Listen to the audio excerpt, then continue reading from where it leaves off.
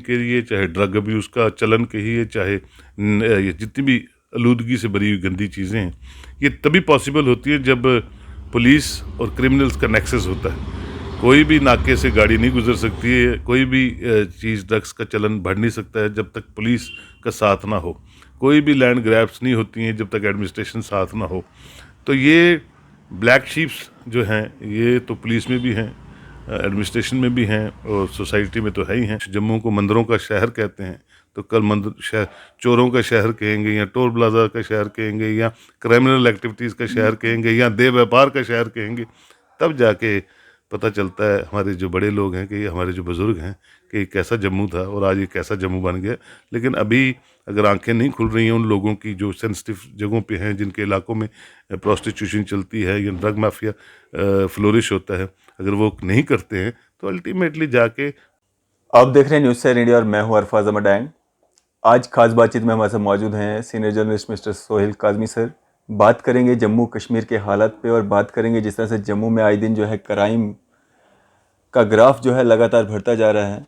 कोशिश करेंगे जानने की कि कारण क्या है इसके पीछे की। सर स्वागत है आपका न्यूज़ सेवन इंडिया में। थैंक यू रफाज साहब। सर क्या कारण दिख रहे हैं आपको जिस तरह से हम न्यूज़ खोलते ही देखते हैं कि लगातार जो क्राइम्स बढ़ रहे हैं, किडनैपिंग्स, रेप्स, चोरियाँ, मतलब दिन दोपहर को, पहले रातों में हुआ करती थी, अब दिन दोपहर को हो रही हैं झपट के। मतलब वो जो हम सुना करते थे यूपी बिहार वहाँ पे हो रहा है, तो उस तरह की वारदातें अब हमारे जम्मू में भी देखने को मिल रही हैं।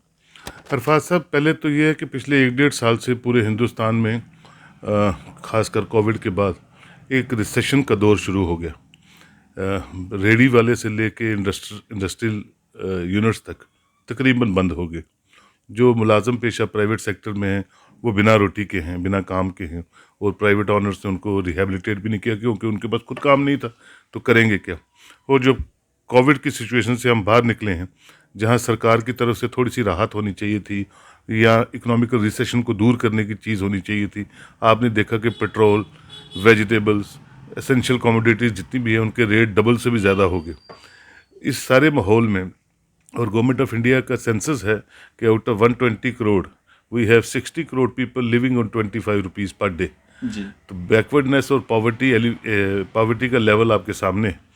और उसमें कोरोना आ जाता है 15 महीने 16 महीने, उसके बाद वैक्सीन नहीं है, उसके बाद काम नहीं है, उसके बाद कोई बिजनेस एस्टेब्लिशमेंट नहीं है, और उसके बाद टैक्सेस का दौर आ जाता है। तो कहने का ओवरऑल मुद्दा ये है कि आदमी जो खासकर मिडिल क्लास हैं या उससे नीचे हैं, जो इंडिया को या कोई भी डेवलपिंग नेशन को मिडिल क्लास चलाती है, अब जब वो मिडिल क्लास परेशान है, अपर क्लास परेशान है, लोअर क्लास पहले ही भूखमरी से मर रही है, तो ये क्राइम तो बढ़ना संभाविक है। और वे सब ये जो क्राइम आप देख रहे हैं, चेन स्नैचिंग्स, लूट खसूट, एटीएम लूट्स, तो ये होना तो मैं समझता हूँ आदमी ने जीना तो है। जब जीना कि कोई आसाइश नहीं रहेंगे तो वो चोरी करेगा, चोरी बदमाशी करेगा और चेन स्नैचिंग्स करेगा। तो ये इंसिडेंट बढ़ते रहेंगे जब तक हम इकोनॉमिकल रिसेशन से दूर नहीं होंगे। सर मतलब ये जो कोरोना या इसके बाद में जो लोगों के पास जो पैसे की कमी आई, मतलब ये लोग कर रहे हैं, ये एक नशा, ड्रग्स, इसका बढ़ना भी एक कारण बन रहा है। क्योंकि जो हम देखते हैं जब चोर पकड़ा जाता है या जो गुंडे बदमाश पकड़े जाते हैं, उनका काम वही होता है, पीछे से उनके ऊपर कुछ एफआईआर लगी रहती हैं, कुछ इस तरह के क्राइम्स वो पीछे भी करते रहते हैं। तो इसका मेन कारण कुछ समझ में नहीं आ रहा है। देखिए, चाहे आप लैंड ग्रैबिंग करिए, चाहे ड्रग अब्यूज़ का चलन कहिए, चाहे ये जितनी भी आलूदगी से भरी हुई गंदी चीज़ें हैं, ये तभी पॉसिबल होती है जब पुलिस और क्रिमिनल्स का नेक्सस होता है। कोई भी नाके से गाड़ी नहीं गुजर सकती है, कोई भी चीज़ ड्रग्स का चलन बढ़ नहीं सकता है जब तक पुलिस का साथ ना हो। कोई भी लैंड ग्रैब्स नहीं होती हैं जब तक एडमिनिस्ट्रेशन साथ ना हो। तो ये ब्लैक शीप्स जो हैं, ये तो पुलिस में भी हैं, एडमिनिस्ट्रेशन में भी हैं, और सोसाइटी में तो है ही हैं।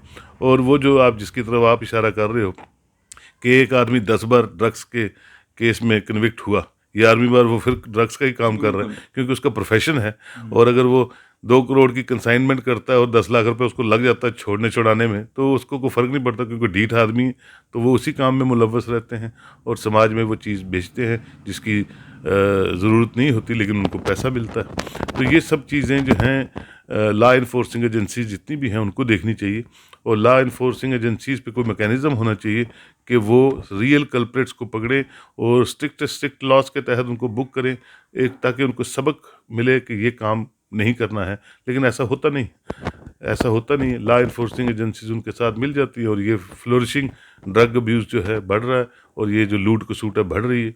हमने कितनी जगह देखा, कितनी स्टेट्स में देखा कि जनाब थानेदार कितने चेन स्नैचिंग्स करवाते थे और 100 चेनें पकड़ के 10 चेनें दिखा देते थे। तो ये तो आप रोज़ मीडिया में देखते हैं। ये बोथ वे प्रोसेस है और इसको चेक करने के लिए एडमिनिस्ट्रेशंस को कड़े से कड़े स्टेप्स लेने चाहिए और उन लोगों को नैप करना चाहिए, चाहे वो पुलिस में हैं, चाहे वो बाहर हैं, कि ये धंधा जो है समाज को तबाह करने वाला, ये आहिस्ता आहिस्ता कहीं ख़त्म हो जाए। सर जिस तरह से अगर हम बात करें, जो बड़ी बड़ी कुर्सियों पे बैठे हुए हमारे ब्यूरोक्रेट्स हैं जो अपने आप को काफ़ी ईमानदार जो हैं वो दिखाते हैं, क्या उन लोगों की नज़र में भी ये सब चीज़ें नहीं आ रही हैं? मतलब कुछ लोगों की वजह से पूरा इन्वायरमेंट जो है वो ख़राब हो रहा है, हमारा फ्यूचर, हमारे यूथ जो हैं वो ख़राब हो रहे हैं, ड्रग्स की ओर जा रहे हैं, चोरियां कर रहे हैं। क्या उन ईमानदार लोगों को भी नहीं ये चीज़ें दिख रही हैं? वो क्यों नहीं इस पर एक्शन लेते हैं, अगर कुछ लोगों की ही इसमें जो है शमूलियत है तो? देखिए, करप्शन जो होती है इन टर्म्स ऑफ मनी नहीं होती। करप्शन 100 तरह की होती है। अगर आप कुर्सी इम्पोर्टेंट पे बैठ के काम नहीं करते हैं तो वो भी गुनाह करते हैं। अगर आप अपनी ड्यूटी को ठीक तरह निभाते नहीं है तो वो भी गुनाह है। तो करप्शन तो बड़ी चीज़ों का है। करप्शन सामान लेने का हो सकता है, करप्शन इलीगल बेनिफिट्स लेने का हो सकता है, करप्शन बड़ी चीज़ों का हो सकता है। और मैं ये समझता हूँ कि जहाँ जहालत और इस तरह का मुल्क में, जिस मुल्क में हम रहते हैं, अल्लाह के सिवाय कोई ऐसा इंसान नहीं है जो करप्ट नहीं है।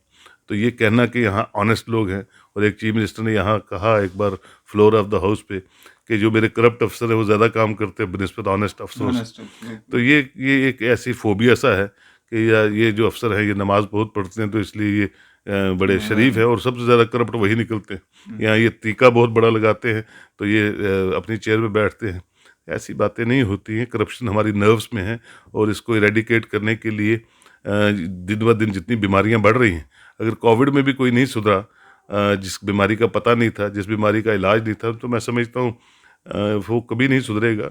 और ये जो चीज़ आपके ब्लड में इंजेक्ट हो जाती है, और जो लोग हायर चेयर्स पे बैठते हैं, जब वो ये सोचते नहीं हैं कि आने वाली जनरेशन हमारी भी तबाह हो सकती है ड्रग्स के साथ, हमारा बच्चा भी चोर हो सकता है, हमारा बच्चा भी स्मगलर बन सकता है, तो सिस्टम ठीक नहीं होगा। सिस्टम को ठीक करने के लिए सिस्टम के सारे जितने भी पहिए हैं, जब तक काम नहीं करेंगे, सिस्टम आगे ठीक तरह से नहीं बढ़ेगा। लेकिन ये है कि एज ए सिटीज़न हम सबको कोशिश करनी चाहिए कि कोई कुर्सी पे है या कुर्सी पे नहीं है, जो गलत का साथ देता है उसको बिल्कुल कंडेम करना चाहिए, उसको एक्सपोज करना चाहिए, उसको सामने लाना चाहिए, ताकि आपका फ़र्ज़ जो है वो अदा हो towards seeing a good society. और सर बड़े सारे लोगों का ये भी मानना है कि ये जो क्राइम रेट एकदम से बढ़ रहे हैं, इसका एक मेन कारण 370 और 35A भी है। 370 और 35A अगर वापस आ जाता है, इन क्राइम रेट्स पे जो है लगाम लग सकती है, क्या इस तरह का कुछ हो सकता है? पंजाब से आके थोड़े यहाँ चोरी कर रहा है, यहाँ कोई महाराष्ट्र से आके थोड़े चोर यहाँ पैदा हो गए। यहाँ न्यूमरस पहले ही चोर बैठे हुए थे, यहाँ तो बच्चे पहले ही डिमोरलाइज हो गए। हर गांव में ड्रग्स का चलन है, हर कश्मीर के हर खित्ते में ड्रग्स छोटे से छोटा चल रहा है। हमारे एरिया में पूरा 2-2 रुपये के कैप्सूल बिकते हैं जो क्रॉस बॉर्डर टेररिज्म से आते हैं, यहाँ पंजाब टेररिज्म से, पंजाब बॉर्डर से आते हैं।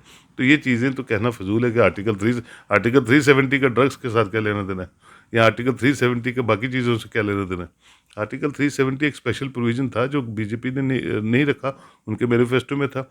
लेकिन ये कहना कि ये चीज़ें 2-1 डिकेड से चल रही हैं, 2-3 डिकेड से, अब आहिस्ता आहिस्ता अब कोविड के बाद जब भूखमरी ज़्यादा बढ़ने लगी तो आपकी नज़र में ज़्यादा आ गई, सामने आ गई, फट के सामने ज्वालामुखी जो फट गया अब आपके सामने आ गया कि कहीं नौकरी करनी है 5,000 की, उससे अच्छा चेन उखाड़ो और 10,000 रुपये की चेन आसान है, और अगर पकड़ेंगे 10 बारी में से एक बार तो जूते खा लेंगे, कोई फ़र्क नहीं पड़ता। ये जो बेशर्मी का चलन बढ़ रहा है समाज में, ये प्रोजेक्ट कर रहा है क्राइम रेट को, और उसके लिए लॉ इन्फोर्सिंग एजेंसीज को ज़्यादा तेज़ से काम करना है। After they are civil servants, उनको चेक करना है, उनको हिस्ट्री शीटर जैसे पहले बनते थे, या लोग जिन लोगों को आइडेंटिफाई करते हैं उनको आइडेंटिफाई करना है, ताकि ज़्यादा से ज़्यादा गंदगी ये ना फैला पाए समाज में। तो ये तो गवर्नमेंट का काम है, आम इंडिविजुअल का काम तो है नहीं।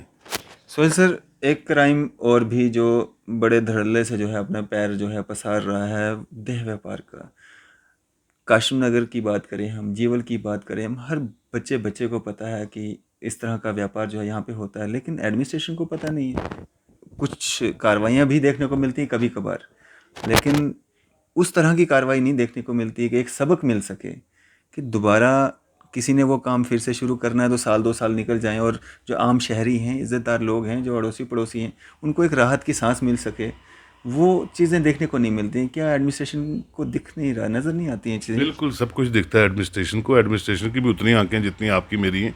एडमिनिस्ट्रेशन को ज़्यादा पता होता है कि क्या गलत हो रहा है, लेकिन शायद उनके हफ्ते लगे हुए हैं, महीने लगे हुए हैं।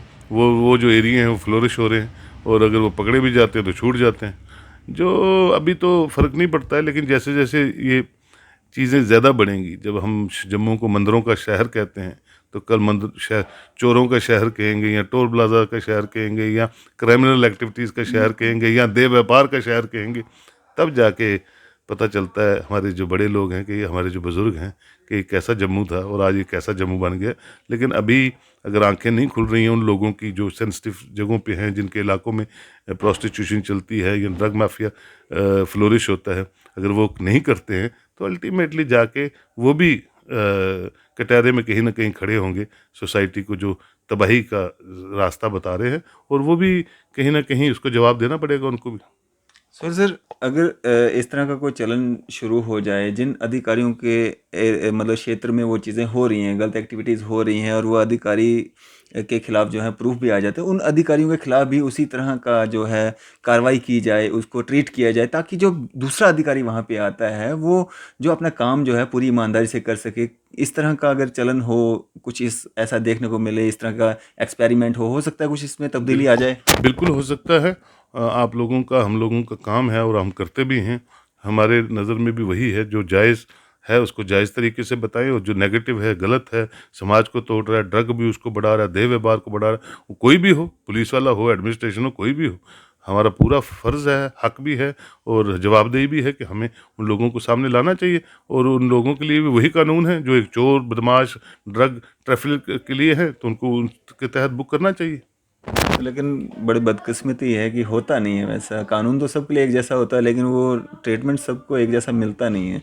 देखिए जी, कोशिश तो करनी चाहिए कि हम जितना अच्छा काम कर सकें और ऐसे लोगों को बेनकाब कर सकें, लेकिन जहां आप कहते हैं नहीं होता है, अब मेजॉरिटी देखिए कि जो जहां जिस भी, मैं आपको आंकड़े बता देता हूं कि जहां भी लॉ इन्फोर्सिंग एजेंसीज का योगदान रहता है गंदगी फैलाने में, अल्टीमेटली उनके अपने घर तबाह होते हैं। मैंने एक एग्जांपल नहीं, आपको हज़ारों एग्जांपल्स दूंगा, चाहे वो हाईएस्ट से हाईएस्ट चेयर पे बैठे हों या लोएस्ट से लोएस्ट चेयर पे बैठे हों। जब वो भागीदार बनते हैं क्राइम को बढ़ाने में, अल्टीमेटली उनके अपने घर तबाह होते हैं, उनकी अपनी बिरादरियाँ तबाह होती हैं। अल्टीमेटली फिर उनको सबक लेना पड़ता है, लेकिन तब तक चिड़िया चुग गई खेत, तो ये होता है। लेकिन यह है कि आपकी वसादत से यही कहना चाहूँगा, किसी का बच्चा तबाह हो, समझिए आपका अपना बच्चा है। बिल्कुल। कोई समाज तबाह हो, आप समझिए मेरा समाज है। तो उसमें कंट्रीब्यूट कीजिए पॉजिटिविटी की तरफ, हेल्थ कॉन्शियसनेस की तरफ, अच्छी अच्छी इनोवेशंस की तरफ, ना कि बिनिस्बत ये कि आप देख रहे हैं और आंखें मीट के बैठे हैं कि यहाँ ड्रग्स बिक रहे हैं, और आप अपने थाने को, मुतलका थाने को नहीं बता रहे, या मुतलका एजेंसीज को नहीं बता रहे।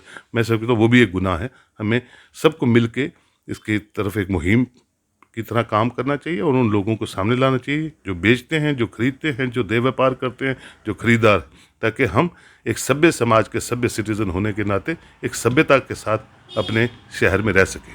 चलिए, शुक्रिया सर हमारे साथ बातचीत करने के लिए और अपना कीमती समय देने के लिए। Thank you sir Arfaz. तो ये थे हमारे साथ senior journalist mister Sohail Kazmi sir, जिन्होंने अपने व्यूज़ साझा किए, जिस तरह से क्राइम रेट कहीं ना कहीं जो है जम्मू व कश्मीर में बढ़ता जा रहा है, और उसके कारणों का जो है कोशिश कर रहे हैं हम भी पता करें, और विभिन्न लोगों से, बुद्धिजीवियों से हम बातचीत कर रहे हैं, और एडमिनिस्ट्रेशन तक ये आवाज़ पहुंचाने की कोशिश कर रहे हैं कि आम जनता, आम लोगों को किस तरह से जो है इस क्राइम की वजह से जो है इस बढ़ते ग्राफ, जो क्राइम का ग्राफ बढ़ रहा है, उसकी वजह से आम लोगों को कितनी समस्याओं का सामना करना पड़ रहा है। फिलहाल आप देखते रहिए न्यूज़ 7 इंडिया। मैं अरफाज अहमद, कैमरामैन शाहनवाज के साथ।